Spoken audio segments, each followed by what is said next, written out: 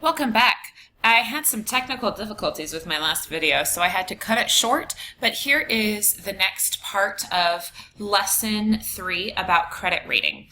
So you should have just finished reading about Mariah and her mother at the community bank. They were trying to fill out a credit application. And I want to take you through how to fill out an application form as though you were Mariah's mother. So what are some things that you will always be expected to give whenever you're trying to apply for a cash loan or a credit card or sign up for electrical service?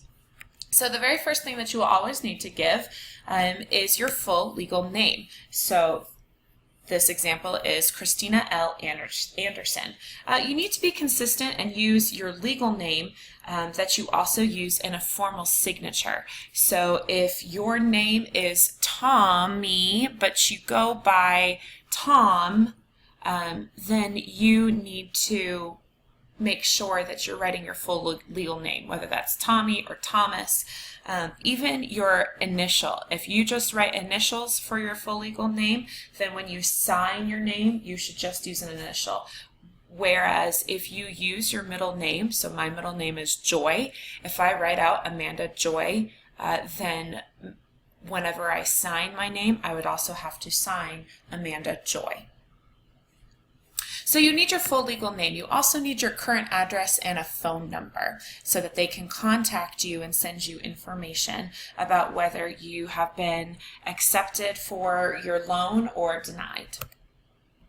Your date of birth and social security number are two other things that you will also need to include, and this information helps to differentiate you from other people with the same name. Your social security number, it's unique to only you, so you should only be sharing this for official business as required. Don't just be giving this out to your friends or your family members. They don't need that. So again, your date of birth and social security number will help differentiate the Nick Smith that lives in Virginia to the Nick Smith that lives in Washington or New York. You will also need to share your current employer. You need to show evidence that you're going to be taking in money so that you can repay what you're borrowing. So some lenders, they might also ask how long you've been employed and the type of job. For large loan amounts, don't be surprised if the lender contacts your employer just to confirm that you have provided truthful information. So Miss Anderson is a physical therapist at Sargent Care Clinic at 400 Medical Way, and then you could write your town. So that's Miss Anderson's current employer.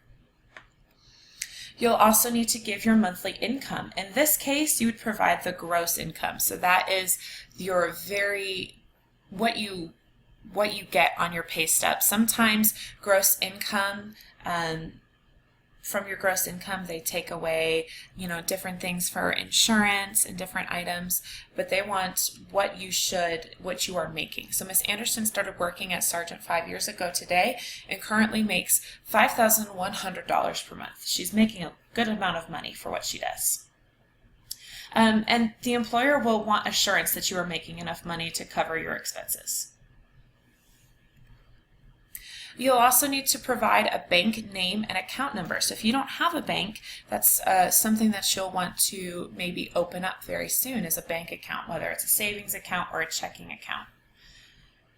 So the Andersons have a savings account, and 1, 2, 3, 4, 5, 6, 7, 8, 9 is their account number. So this is just a made-up number, and you need to have a bank near you. You may have heard someone say that you need to have money to borrow money, and that's true. Showing that you have a savings fund safely stored in a bank, that informs the lender that you have some cash on hand to repay the loan if needed.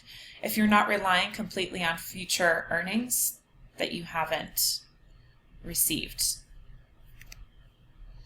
Monthly rent or mortgage payments.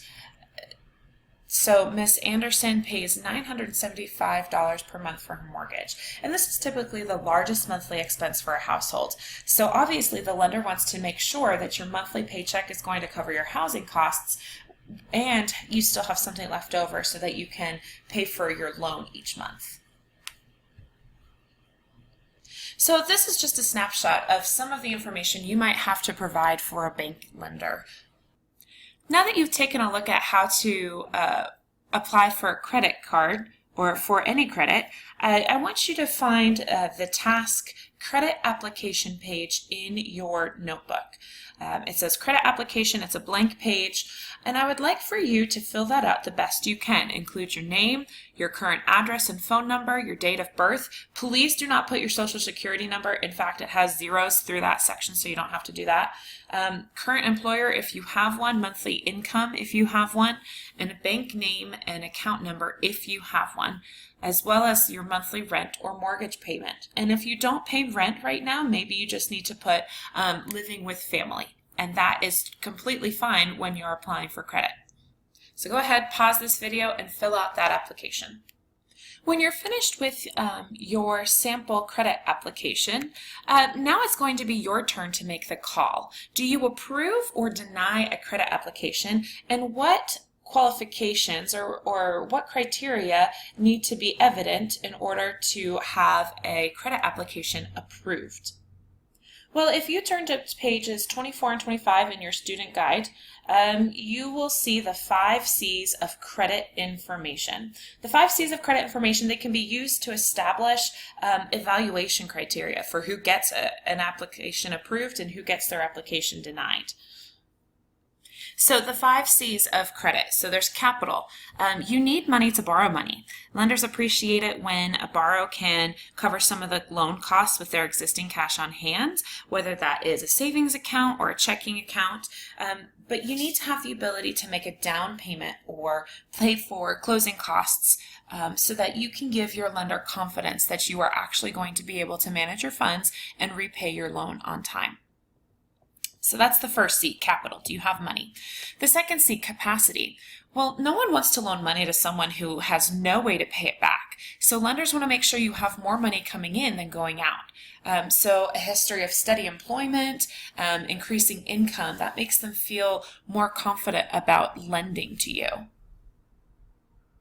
And character. Even wealthy people can be irresponsible with their money. That's why lenders request credit reports on applicants so that they can see how they've used credit in the past. So this is a way for lenders to check your reputation for repaying what you owe. The next C is collateral. So your lender is going to consider what possessions you can use for collateral to make loans less risky for them. So example, if you don't pay, you may have to give the lender your collateral as partial compensation for what you owe. So collateral might be some of your possessions. Maybe you own a big screen TV or a car. If you can't make your loan, then the lending company has every right to come in and actually take those items away. So your car, it might be identified as collateral when you sign an auto loan, but financial assets like a savings account could be used too. Conditions. So lenders, they're more lenient about past credit troubles if you can prove you are moving past a bad experience. So say that you get a case of identity theft. Somebody steals your identity and uses your credit information and you get a black mark on your credit.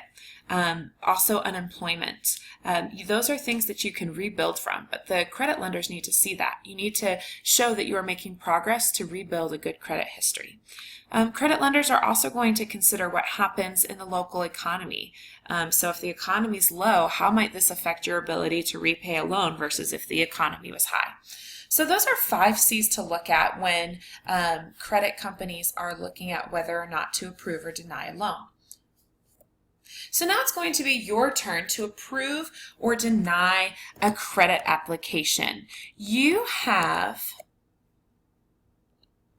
4 pages in your notebook. At the top of each of them it says task applications for review. I'd like you to read through each of those and decide for yourself using the 5 C's of the credit information whether or not each person should be allowed to get their loan or if their loan application should be denied. We'll do the first one together, but from there on out, I will have you do this on your own. So Michael Carver. Michael Carver is about 28 years old. He owns an apartment right now and he's lived there for 6 years. He pays $695 a month for his rent to Mr. Landlord, but he also has about $7,000 of loans that he still needs to repay back. He has $7,000 of outstanding debt. Each month, he brings in about $2,000 at his job. He works at a candy shop. And he started there January 11th, 2006. So he's been working there for 10 years. He's been working there for a while. He doesn't make any other income. And he has about $4,000, and that's between savings and a car. Right now, he is requesting $5,000 to purchase a new car. So what do you think? Should we approve or deny Mr. Carver? Well, let's look at the 5 C's. Capital. Does Mr. Carver already have money? You need money to be able to borrow money. So he makes about $2,000 per month. He does have about $4,000 in savings. So there is some money there. Yeah, he has money. He has some collateral or capital. What about capacity? Does he have a way to make it back? Lenders want to make sure that you have more money coming in than going out. Now, this is a tricky one. Mr. Carver makes about $2,000 per month, but he has $7,000 in debt, and he also pays $695 for his rent each month. So if we take this $2,000 plus the $4,309 that he already has, he is actually still in the red. He has less money than he has debt. He has more debt than the money that he's making and already has. So that's a red flag number 1, is that he doesn't necessarily have the capacity to pay for this new loan. Character. People can be irresponsible with their money. Now, we don't really know Mr. Carver's character. This would be something that you'd have to go do a background check, but he has $7,000 in debt. So lenders might be asking, well, what is that debt for? Was it for college loans? Was it for a car? What was that debt for? So that's something that would come out in a credit report. Collateral. Does he have possessions that he can use for collateral?